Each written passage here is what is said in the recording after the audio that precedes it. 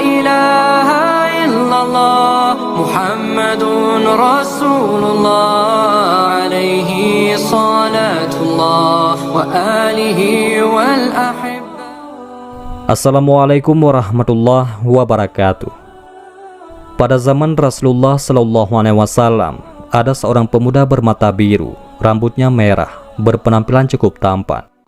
Wajahnya selalu melihat pada tempat sujudnya dan tangan kanannya menumpang pada tangan kirinya. Pemuda ini tidak pernah lalai dari membaca Al-Quran dan senantiasa ia menangis. Pakaiannya hanya 2 helai saja, namun sudah terlalu lusuh untuk dipakai, sehingga tidak ada orang yang menghiraukannya. Pemuda ini jika bersumpah demi Allah, pasti akan terkabul. Beliau tidak dikenali dan miskin, malah banyak orang yang suka menertawakannya, mengejeknya, dan menuduhnya sebagai pencuri, serta bermacam lagi penghinaan dilemparkan kepadanya. Pemuda Yaman ini telah lama menjadi yatim, tidak mempunyai saudara kecuali hanya ibunya yang telah tua dan lumpuh. Untuk menyerah kehidupan sehari-hari, Uwais bekerja sebagai pengembala kambing. Upah yang diterimanya hanya cukup untuk kehidupan harian bersama ibunya. Jika ada uang lebih, beliau akan membantu tetangganya yang hidup miskin dan serba kekurangan seperti keadaannya. Walaupun dalam keadaan serba payah, beliau tidak pernah lalai dalam mengerjakan ibadahnya, sedikit pun tidak pernah berkurang. Sepanjang hidupnya, beliau melakukan puasa di siang hari dan bermunajat di malam harinya. Akan tetapi hanya satu permintaan yang sulit ia kabulkan. "Anakku, mungkin ibu tak lama lagi akan bersamamu.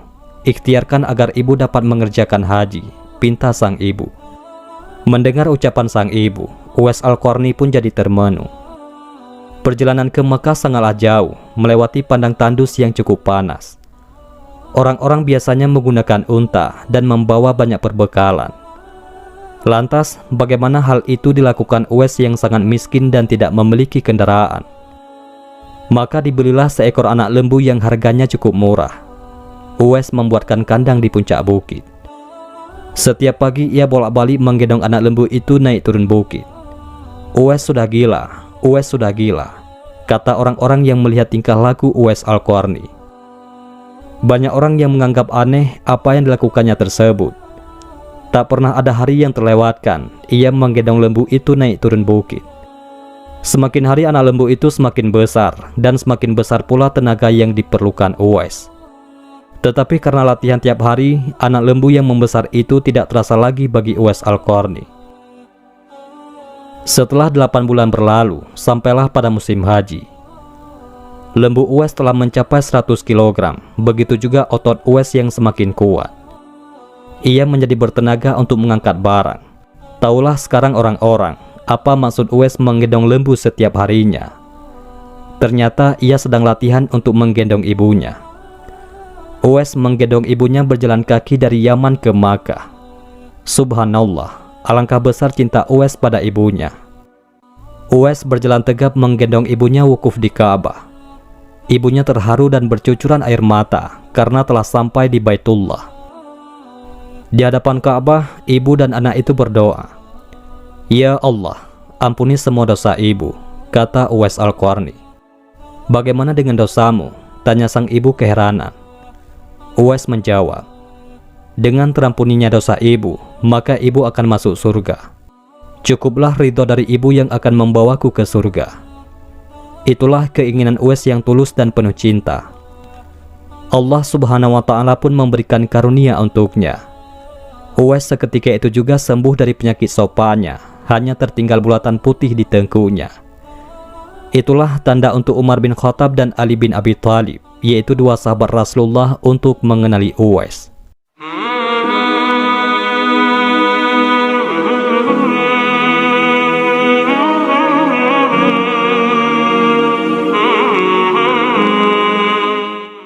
Uwais Al-Qarni telah memeluk Islam pada masa negeri Yaman mendengar seruan Nabi Muhammad SAW. Peraturan-peraturan yang terdapat di dalam agama Islam sangat menarik hati Uwais Al-Qarni. Banyak rekan-rekannya yang telah memeluk Islam pergi ke Madinah untuk mendengar secara langsung dakwah Nabi Muhammad SAW. Hati Uwais juga bersemangat untuk ke Madinah untuk bertemu kekasih Allah, penghulu para nabi. Tetapi beliau tidak mampu karena tidak mempunyai bekal yang cukup untuk sampai ke sana. Apalagi beliau perlu menjaga ibunya. Jika beliau pergi, siapa pula yang akan melihat ibunya? Dikisahkan ketika terjadi perang Uhud, Rasulullah Shallallahu Alaihi Wasallam mengalami cedera dan giginya patah karena dilempari batu oleh musuh-musuhnya. Berita ini akhirnya sampai kepada Uwais, lalu ia segera memukul giginya dengan batu hingga giginya patah. Hal tersebut dilakukan sebagai bukti kecintaannya kepada baginda Nabi Muhammad SAW, sekalipun beliau belum pernah melihat baginda Nabi. Hari berganti hari dan musim pun berlalu, kerinduannya terhadap Rasulullah tak dapat dibendung lagi. Uwais merenungkan diri dan bertanya dalam hatinya, bisakah dirinya dapat bertemu dengan Nabi dan memandang wajah Nabi dari dekat? Akhirnya pada suatu hari Uwais mendekati ibunya, mengeluarkan isi hatinya dan memohon izin kepada ibunya agar diperkenankan pergi menemui Nabi yang begitu ia rindukan di Madinah. Sang ibu, walaupun telah uzur, merasa terharu ketika mendengar permohonan anaknya. Beliau memahami perasaan Uwais dan berkata, "Pergilah wahai anakku, temuilah Nabi di rumahnya, dan bila telah berjumpa, segeralah engkau kembali pulang."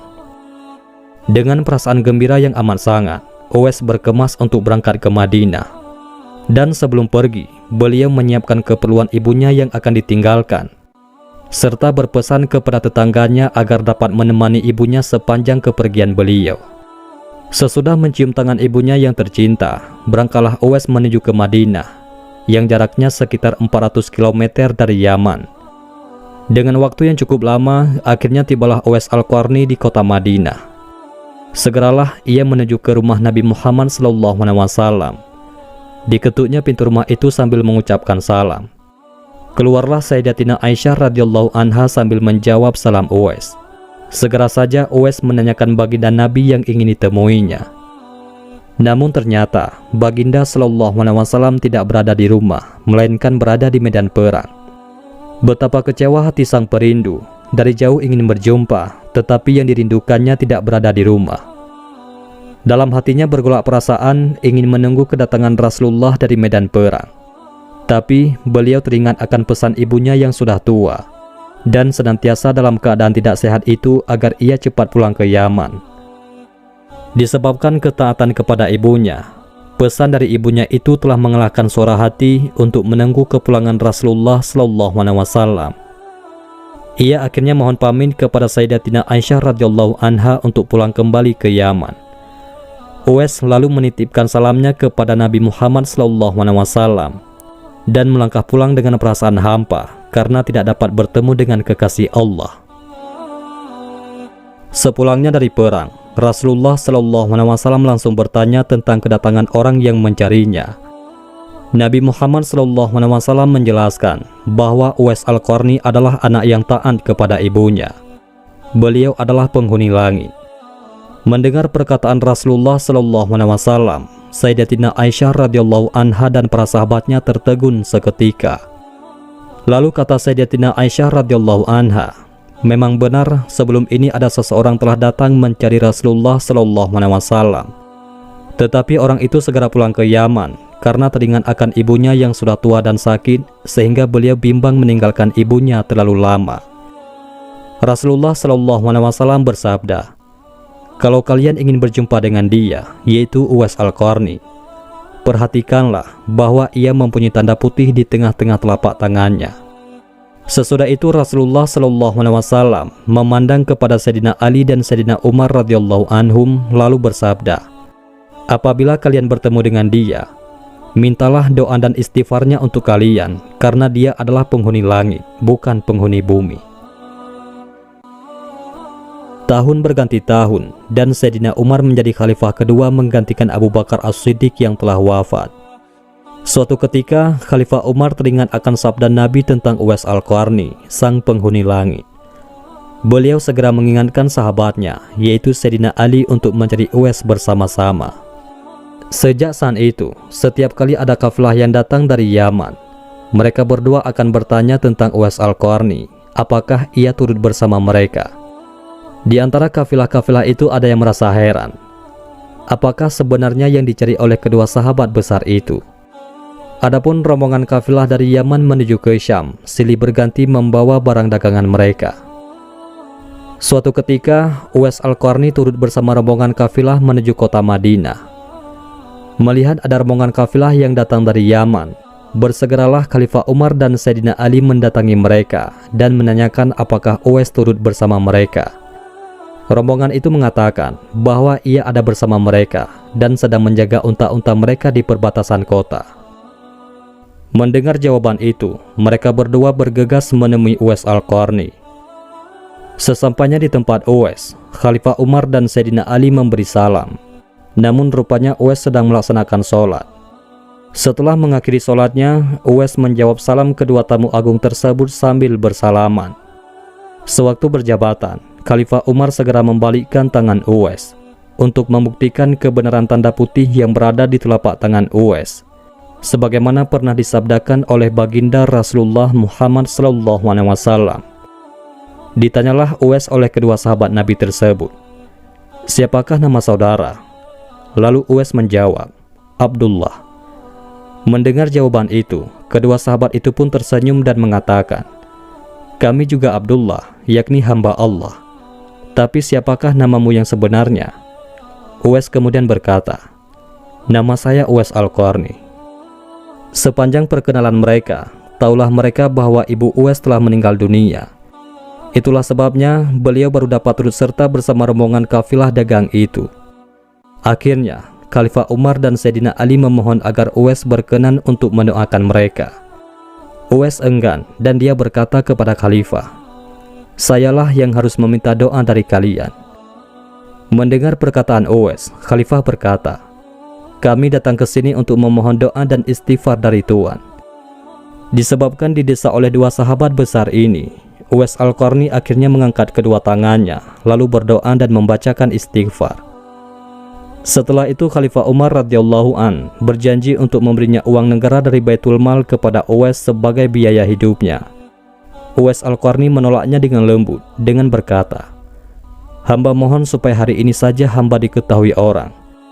Untuk hari-hari selanjutnya, biarlah hamba yang fakir ini tidak diketahui orang lagi." Setelah kejadian itu, nama Uwais kembali tenggelam dan tidak lagi terdengar beritanya. Tapi diriwayatkan, ada seorang lelaki pernah bertemu dan dibantu oleh Uwais.